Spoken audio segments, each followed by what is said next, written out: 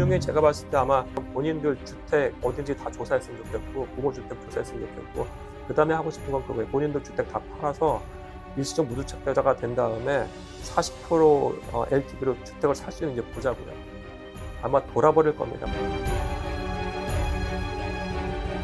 네, 부동산 15 대책의 핵심 내용은 무엇인지.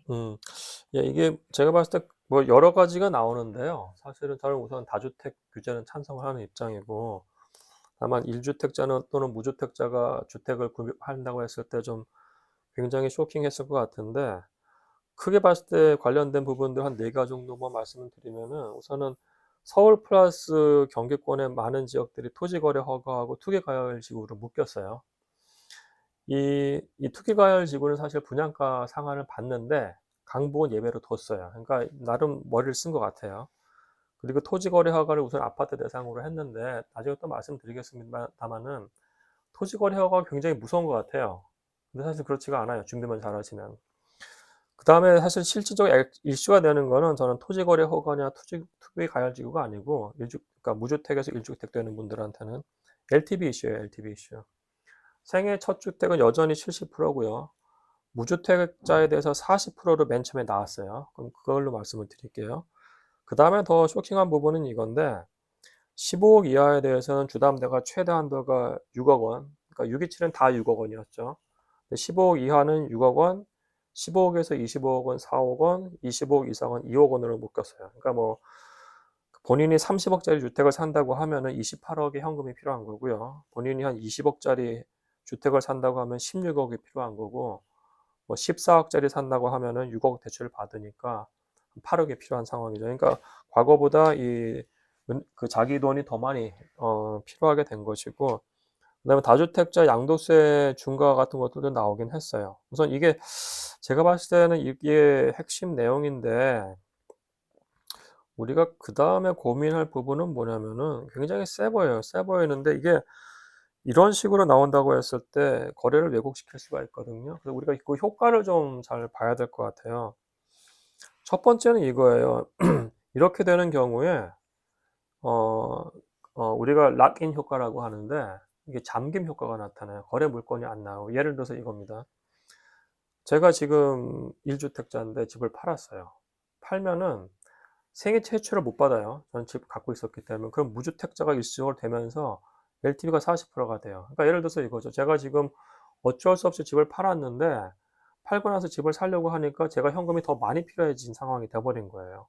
그럼 이 사람은 어떻게 하냐면은 내가 이 상황에서 가격을 못 팔게 될 수가 있는 겁니다. 만약에 집이 아주 부자여서 현금이 있다고 하면 팔 수도 있으나, 그렇지 않은 수가 있거든요. 그러면은 이게 물론 예외적인 사람이 있을 수 있으나, 일반적인 사람을 봤을 때는 그러면은 이 물건을 매도하는 거를 사람들이 꺼려요. 그러니까 잠겨 버리는 거예요. 잠겨 버리는 거. 그러면 예를 들어서 과거에 전체 거래량, 전체 물건이 있다고 했을 때 이 정도가 매물이 나와야 되는데, 사실 매물이 나오는 게 요렇게 되는 겁니다. 매우 적게.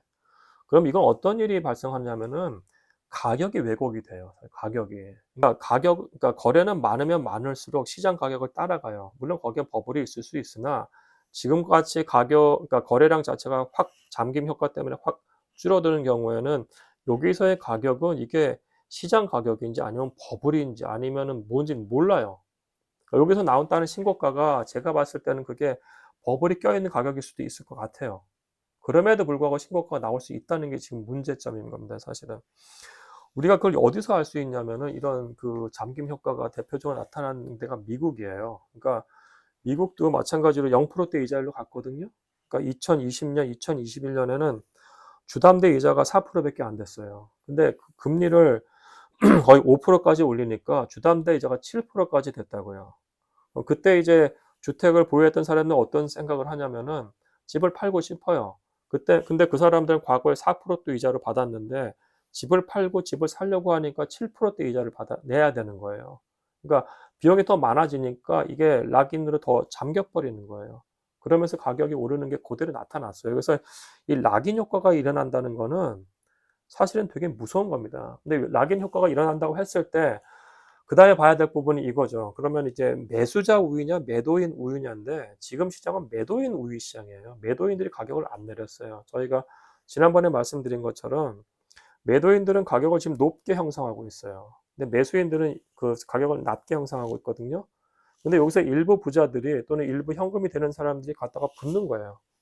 붙고 나오고 하면서 거래 가격이 더 높은 가격이 나올 수 있다는 게 지금 굉장히 무서운 현실인 거예요, 사실은. 그러니까 매도의 우위시장이 아니고 매수인 우위시장이면서 락인 효과, 잠김 효과가 있다고 하면 가격이 떨어질 수 있어요. 근데 모든 정황상 봤을 때 일부는 어쩔 수 없이 팔 수 있겠죠. 근데 일부가 아니고 많은 사람들은 지금 매도인들이 가격을 안 내리고 있어요. 그게 문제인 겁니다.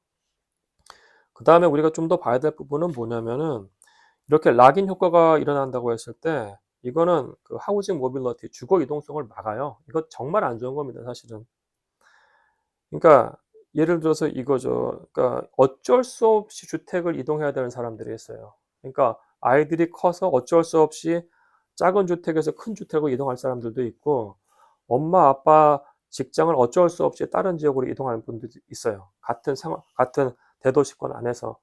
그런 사람들의 주거 이동성을 심각하게 저해할 거예요. 만약에 이런 사람들은 기본적으로 약간 조금 작은 주택에서 큰 주택으로 올라갈 수가 있는데, 그 상황에서 자기들이 LTV가 과거보다 더 낮아졌다. 그럼 자기들이 현금이 더 많이 필요한 상황이기 때문에 그때는 이 주거 이동성 자체가 심각하게 감소되는 겁니다.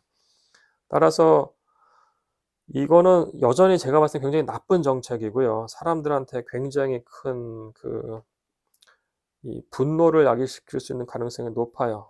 왜냐하면 거래량이 주는 가운데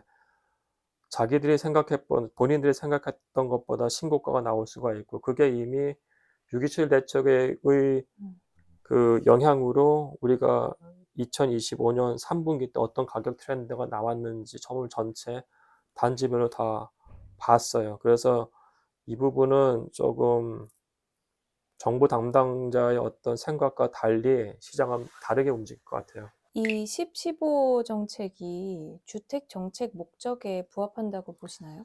그러니까 사실은 10, 15 정책은 그냥 단순하게 주택 가격 잡는다고 수요를 억제하는 정책이에요. 사실은 이거는 예전에도 말씀드렸다시피 목적과 수단이 지금 뒤바뀐 거예요. 그 어느 나라도 주택 가격 잡는 거를 정책 목표로 두는 자본주의 국가는 없어요. 그냥 저열한 인식이고, 그럼 우리가 주택 정책의 목적이냐부터 다시 리뷰를 하면은 주택 정책의 목적은 그거예요. 그 고소득층이 아니고 중산층과 서민이 자기가 돈을 내야 됩니다. 적정한 비용을 지불하고 적정한 수준 또는 양질의 주택에서 장기간 안정적으로 거주하는 환경을 정부가 조성을 하는 거예요. 그럼 역으로 정부는 어떤 의무가 있냐면은 정부는 양질의 주택을 지속적으로 제공을 해야 돼요. 그러면서 중산층과 서민이 장기간 거주할 수 있는 금융 환경을 제공을 해야 돼요. 그거는 주택 바우처도 현실화시켜야 되는 부분이고, 사회적 약자가 주택을 보유할 수 있도록 주택담보대출을 안정적으로 제공할 의무가 있어요. 근데 이거를 다 무시해 버린 거예요, 지금 정책은.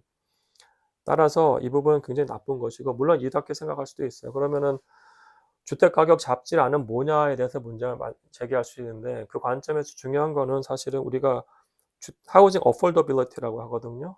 주거에 있어서의 어떤 그 그러니까 사실 이거는 중산층과 서민의 주거 복지와 안정성을 높일까에 대한 부분인데, 그건 주택 가격과는 결이 다른 문제예요, 사실. 그러니까 그 부분에 대해서 나중에 한 번 더 말씀을 좀 드리고요. 그럼 이게 이제 그럼에도 불구하고 우리가 실질적으로 이게 어떤 문제를 보냐면은, 제가 몇 가지 사례를 좀 들고 싶은데요. 그러니까 제가 사실은 뭐 멘탈이 약해 가지고 댓글을 보지 않는데 좀 궁금해서 댓글을 봤어요. 네. 댓글을 봤는데 뭐 이런 분도 계셨어요. 뭐 자기 대기업 뭐 흑수저인데 본인 같은 경우에는 이제 주택시장 참여가 힘들어졌다. 그런 분노가 나타날 수 있는 게 존재를 하는 거예요, 사실은. 지금 이런 정책은 사실 그 자산이 모아두지 않은 계층한테는 굉장히 불합리하게 가버릴 수밖에 없어요. 아까 말씀드린 것처럼 고가 주택에서도 거래가 떨어지면서 가격이 떨어질 줄 알았는데 거래가 떨어지면서 가격이 올라 버렸다니까요. 즉 일부 현금부자들이 존재한다는 걸 우리가 인정을 해야 돼요. 그럼 거기서 가격이 올라 버렸다고 하면 중위값, 약간 저가 아파트 가격도 같이 올라갈 수밖에 없어요, 사실은.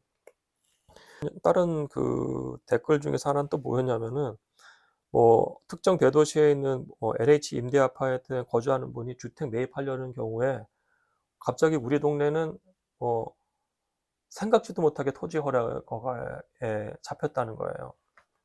그러니까 이게 사실은 이 부분 조금 이따 말씀드리는데 이게 맨 처음에 굉장히 쇼킹한 거거든요. 고소득장 괜찮아요. 정보도 충분하고 있기 때문에. 근데 중산층과 서민들이 굉장히 쇼킹한 상황에다 거대한 분노가 폭발한 거예요. 이게 왜 그러냐면 우선 하나씩 볼게요. 토지 거래 허가 구역이라는 게 굉장히 무서워 보이죠. 근데 이거는 자금 출처를 조사하는 거예요. 그러니까 여러분들이 자금 출처가 만약 깨끗해요.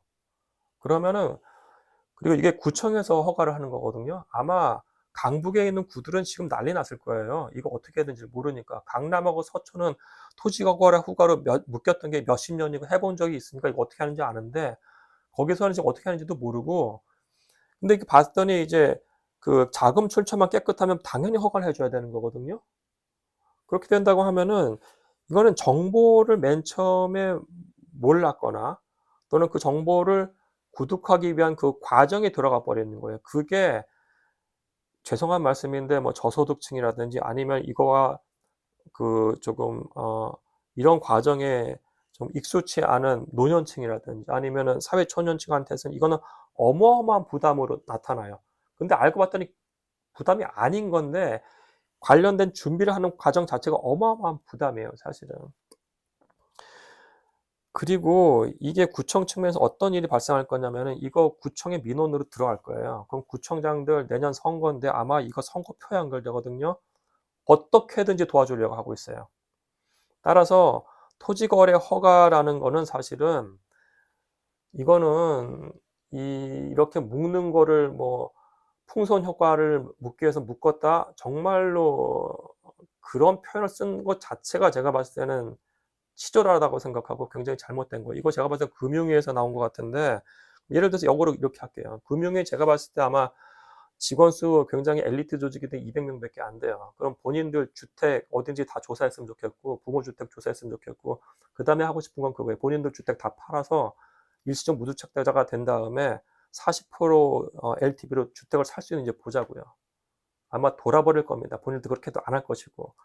근데 제가 왜 이 말씀을 드리냐면은 이 금융위 같은 경우에 제가 금융발전 뭐 심사위원인가 한 2년 했어요. 제가 행안부에서도 위원장을 했었고 뭐 국토부, 서울시청하고도 그 관련된 위원회나 이런 걸 일을 했을 때 금융위는 제가 봤을 때 정말 슈퍼 엘리트예요. 금융위가 하는 게 은행권을 감시 감독하는 거거든요. 일반인들은 은행도 되게 높잖아요. 저는 사실은 은행에 대해서 그렇게 갑질하는 기관 세상 태어나서 처음 봤어요. 그러니까 자기들이 슈퍼 엘리트니까 은행들도 이렇게 해요. 일반 서민에 대해서도 이렇게 하는 게 당연하다고 생각하는 굉장히 잘못된 멘탈을 갖고 있는 집단이에요. 그러니까 이런 게 나온 거예요. 이거 굉장히 권위주의적인 정책이고 아주 나쁜 정책이에요, 사실은. 일반인들에게만 피해를 주는. 따라서 제가 봤을 때 이 효과는 굉장히 적을 것이고 이거 나중에 이렇게 설계했던 담당자들은 정말로 어 징계까지는 모르겠습니다만은 조금 비난받을 생각을 하셔야 됩니다. 이거는 정말 나쁜 정책이에요.